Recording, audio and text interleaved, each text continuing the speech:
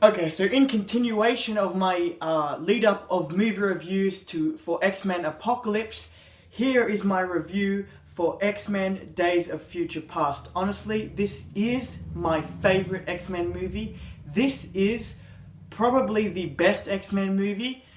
I'm hearing a lot of bad things about X-Men Apocalypse, but you know what? Fuck the critics, I'm still excited for the movies. I know that they are going to bite the bullet on this one, but I'm so excited to bring you guys my thoughts on this movie. I've wanted to talk about this movie for so long, and now is my chance, and let's just get straight into it. Okay, really quickly, the plot of this movie is, yeah, a little bit like Terminator 2. Okay, maybe it's a lot like Terminator 2. I mean, a leader from a desolate future sends an indestructible badass back in time to warn his younger self with longer hair of the impending doom of the future. This indestructible badass is meant to protect, lead, and guide this young man to become the leader that we all know and love him for, and their story eventually leads to them trying to stop a shapeshifter from destroying the future or stuff like that. So yeah, you can really see that this movie takes a lot of the plot takes a lot of inspiration from Terminator 2. Now this movie is what you could call the second installment of the unofficial trilogy that follows the younger versions of Charles Xavier, Eric Lenscher, Raven, Hank McCoy, who is Beast, and we got Magneto's origin story in X-Men First Class. We already got his origin story, okay? So that movie was all about how Eric becoming Magneto. That movie was about his arc from Eric to Magneto. And I love that movie for that. I love Magneto because of that movie. I completely understand him. But now it's Charles's turn, and holy crap, did they deliver on telling Charles's true origin story in this movie. This guy is a little broken. I mean, he's a little let down because, let's face it, in X-Men First Class, he lost his legs. He lost his best friend, who he probably considered a brother, and he lost the only woman who he considered family, who he considered as a sister. Lost all of those three things in one afternoon.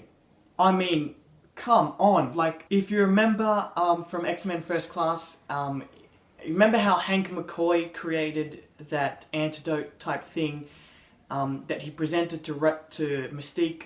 And it was basically to sort of suppress the mutant X gene. In this movie, he sort of perfected it, and it gives Charles, like, he's made it and perfected it for Charles and for himself, as obviously, and this gives Charles the opportunity, okay? Because what the serum does is it does suppress the mutant X gene. So if you take it,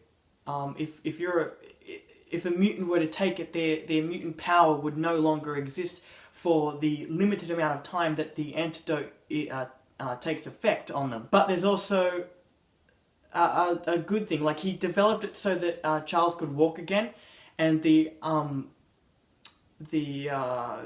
side effect, I guess, is that Charles doesn't get his powers. So Charles is basically given the opportunity: do you want to keep your powers, or do you want to keep your legs? And after all the pain and suffering that he's been through, you can understand why he'd choose his legs over his powers. So Wolverine is basically how Professor X was for Wolverine in X-Men 1. Wolverine is now the one who is protecting Charles, leading him and guiding him to become the man who we all know he will be eventually. And I really like this because it's a really interesting turn on so many of the other X-Men movies that have come before this one, because in each of those, Professor X has been the mentor. He has been the person that has guided and leaded so many troubled men in the past. He has been almost like a Yoda character for the X-Men, and now he is the one that needs to be picked up and needs to be encouraged and needs to be led and guided. Now, for a character that isn't a main character in the comics at all, okay, Mystique, she gets a lot of screen time. Let's just be honest right now. I've heard or read on the internet recently about Mystique, and I didn't actually know this because, again, I'm not a big Marvel fanboy. I don't know much about Marvel. I grew up with DC. I know I keep hammering that over you guys' heads, but it's true. And when I learnt that Mystique isn't actually really a main player in the comic books, I was like, huh, okay. But she really does get a lot of screen time in these movies, especially, like, she gets 2 character arcs, right? She gets one in X-Men First Class, and she gets another character arc in this movie. Her character arc and her character story in X-Men First Class was basically, it was all about her accepting who she is as a mutant. In this one, it's all about accepting humans for who they are. And to quickly go over her story, basically what's happening is she's chasing after a corporate businessman named Trask. Trask has been experimenting on a lot of mutants for his own cause to help him create what he thinks is a safe future with the Sentinels. And anyway, so he's been experimenting on mutants and, you know, essentially killing and butchering them. Okay, so there's 2 scenes that I want to talk about. One scene is the scene where Mystique comes across these photos of these dead mutants. And a lot of these mutants that she's looking at are close friends of hers. These were mutants that we saw in X-Men First Class that she had relationships with, like Banshee.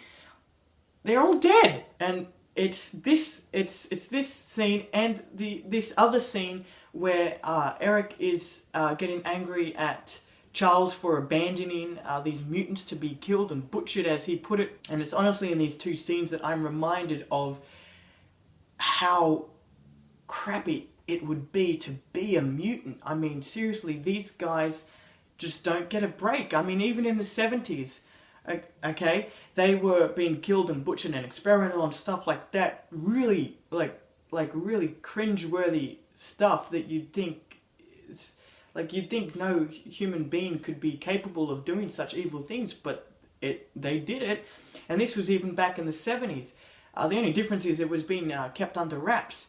And we've seen that the future isn't any brighter, so you really do understand the struggle that these outcasts are going through. And it's been an underlining story for, I will say, most of the X-Men movies, if not all of them, that these mutants will never get accepted into society. These mutants will always be discriminated, they will always be put down and treated like trash.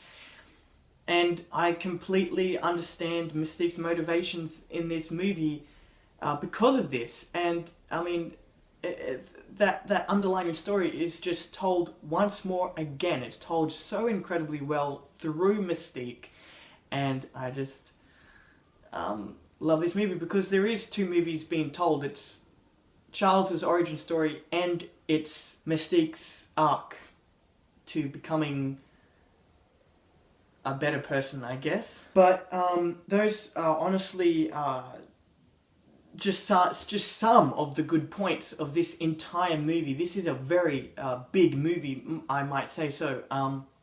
Very big movie, very big story to be told, and with so many great scenes in the movie.